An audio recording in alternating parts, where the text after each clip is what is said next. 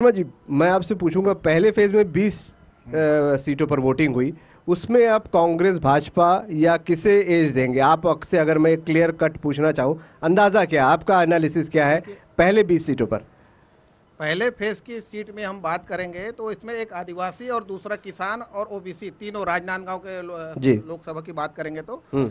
तो इसमें महत्वपूर्ण बात यह है कि जो 12,000 रुपए जो महतारी वंदन योजना है ये भाजपा के आ चुके थे पहला राउंड में। इसका असर कहीं न कहीं दिखाई दिया है, जिसके चलते हुए सेकेंड फेज में एकदम दिवाली के समय ये घोषणा 15,000 की बात आई कांग्रेस की।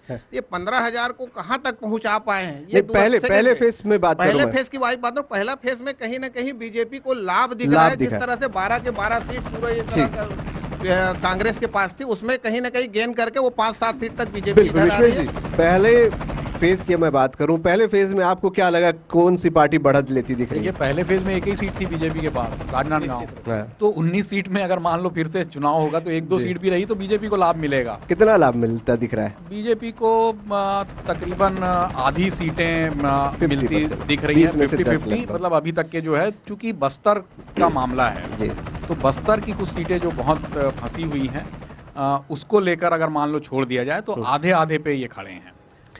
सतीश जी, आप पहली 20 में आपका क्या एनालिसिस है? आप कितना लग रहा है, कितना गेन हुआ है, किसको और किसको नुकसान? सारा गेम ही तो चल रहा है जी। बता तो दिया साथियों ने कि जो देखिए, जो मैंने ये जो बोल रहे हूं मैं उनसे सहमत हूं कि अनिश्चितता है। नहीं, 50-50 का एक अंदाजा जैसे विश्वेश जी दे रहे हैं, आपका क्या अंदाजा? बढ़त रहेगी, कांग्रेस को थोड़ी सी बढ़त रहेगी। हो सकता है कि वो 11-12 तक जो है कांग्रेस को ला सकती है, लेकिन तब भी लाभ में तो भाजपा को रहना ही है। देखिए, यहाँ बात यह है कि जो एक अच्छी योजना माने जो सरकार अपने कॉन्फिडेंस में होती है वो एक अच्छी योजना लाती है।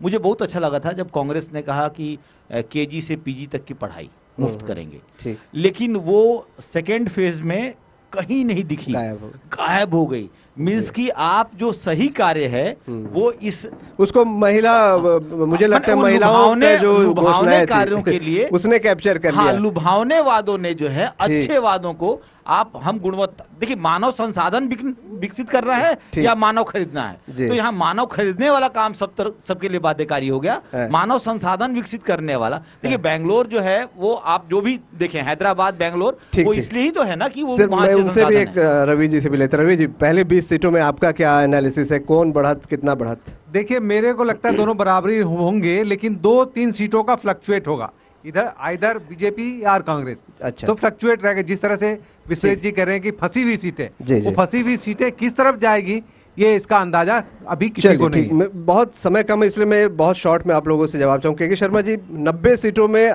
कांग्रेस भाजपा, आप किसको एज दे रहे हैं? मुझे लगता है कि कांग्रेस कहीं न कहीं थोड़ा से आगे रहेगी, क्योंकि जिस तरह से 5 साल का काम देखे, उनके जो भरोसे की बात है, कांग्रेस बहुमत का आंकड़ा छू सकती है, मतलब निश्चित रूप से। विश्वेश जी, आप? कांग्रेस बहुमत का आंकड़ा छू सकती है, क्योंकि कांग्रेस जो दे रही है लोगों को ये मालूम है कि ये मेरे को मिल रहा है, भाजपा ने कहा मैं दूंगा, तो इसलिए कांग्रेस को एज है। मैं सहमत हूं इस बात से कि सभी लोग मान रहे हैं कि कैसे भी हो कांग्रेस वापस सत्ता में लौट रही है।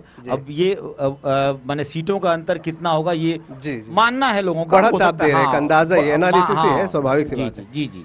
रवि जी, आपको क्या लगता है कि आप किसको बढ़त दे रहे हैं? देखिए, 2 फैक्टर है जो कांग्रेस के पक्ष में जा रहा है। एक तो छत्तीसगढ़ कांग्रेस डोमिनेंट स्टेट है, और दूसरा 5 साल में कांग्रेस ने किसानों को और दूसरे वर्ग को दिया है, इसलिए उनको एज मिलता है। लेकिन जिस तरह सिचुएशन है उसमें ये कहा नहीं जा सकता कितनी सीटों का बढ़त होगा। मुख्यमंत्री का फेस कांग्रेस है तो भूपेश बघेल आप मान रहे हैं, और बीजेपी है, आती है मान लीजिए, तो आपको क्या लगता है? बीजेपी में आदिवासी गेम भी खेला जा सकता है। एक है उनके बाद ओबीसी के 2 खड़े किए हैं इन्होंने, नेता प्रतिपक्ष और प्रदेशाध्यक्ष के रूप में, और मुझे लगता है विष्णुदेव साय जैसे को अध्यक्ष बना के केंद्रीय मंत्री एक अनुभव हो सकता है। विष्णु जी, आपसे भी एक अंदाजन चाहूंगा, कांग्रेस की बनती तो और भाजपा की बनती तो सीएम फेस क्या हो सकता? देखिए, भूपेश बघेल के चेहरे पे पूरा चुनाव लड़ा गया है, मतलब उनको दरकिनार किया ही नहीं जा सकता, तो निश्चित रूप से भूपेश बघेल अगर कांग्रेस की सरकार बनती है तो। दूसरा ये कि रमन सिंह, मेरे को ये लगता है, मेरी पर्सनल ये राय है कि रमन सिंह इस प्रदेश के अंतिम सवर्ण मुख्यमंत्री थे। बीजेपी की गवर्नमेंट बनेगी तो भी कोई ओबीसी या आदिवासी, अलावा आदिवासी या ओबीसी कोई फेस ये होगा। सतीश जी, आपको क्या लगता है? मैं पहले आपत्ति जता दूं, कोई अवर्ण नहीं है।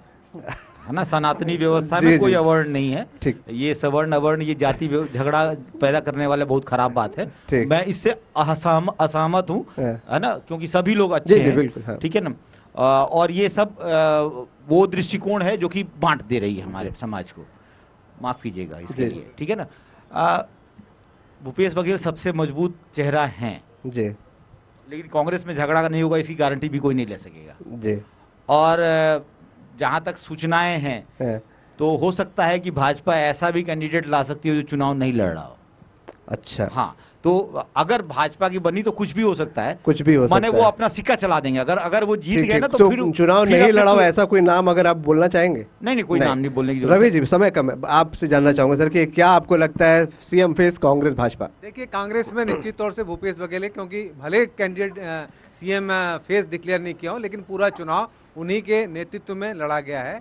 और बीजेपी में ओबीसी या एसटी कैंडिडेट का कोई हो सकता है। बहुत शुक्रिया आप सभी का इस चर्चा में शामिल होने के लिए, एनालिसिस करने के लिए बहुत शुक्रिया आप सभी का। मुझे लगता है कि पब्लिक को भी काफी कुछ क्लियर हुआ होगा कि आखिरकार एडिटर्स पोल क्या सोचता है।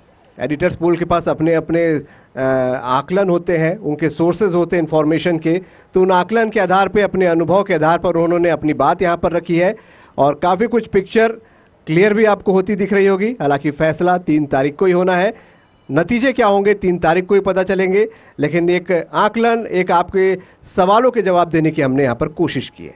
खास कार्यक्रम में इतना ही। नमस्कार, धन्यवाद, नमस्कार।